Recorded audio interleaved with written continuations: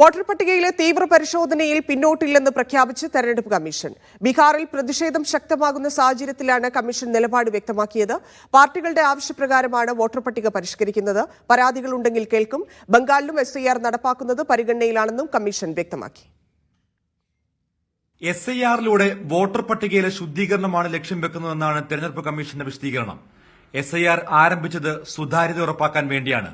എന്നാൽ ചില രാഷ്ട്രീയ പാർട്ടികൾ ജനങ്ങൾക്കിടയിൽ തെറ്റിദ്ധാരണ പരത്തുകയാണ്. വോട്ടെടുപ്പിന് മുൻപാണ് ഇത് നടത്തേണ്ടത്.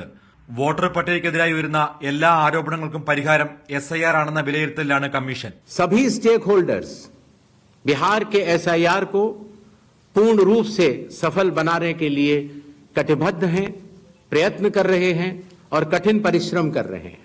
जब बिहार के 7 करोड़ से भी अधिक मतदाता चुनाव आयोग के साथ खड़े हैं. SIRനെതിരെ കളവ് പറഞ്ഞ് പുകമറ സൃഷ്ടിക്കാനാണ് ചിലരുടെ നീക്കം. ബീഹാറിൽ 2003ലും SIR നടത്തിയിരുന്നു. ബംഗാളിലെ വോട്ടെടുപ്പിന് മുൻപ് SIR നടപ്പാക്കുന്ന കാര്യം ആലോചനയിലാണെന്നും തെരഞ്ഞെടുപ്പ് കമ്മീഷൻ വ്യക്തമാക്കി. അനധികൃതമായി വോട്ടർ പട്ടികയിൽ കടന്നുകൂടിയവരെ പുറത്താക്കാൻ വേണ്ടിയാണ് പരിഷ്കരണമെന്നും മുഖ്യ തെരഞ്ഞെടുപ്പ് കമ്മീഷണർ പറഞ്ഞു. മീഡിയ 1, ഡൽഹി.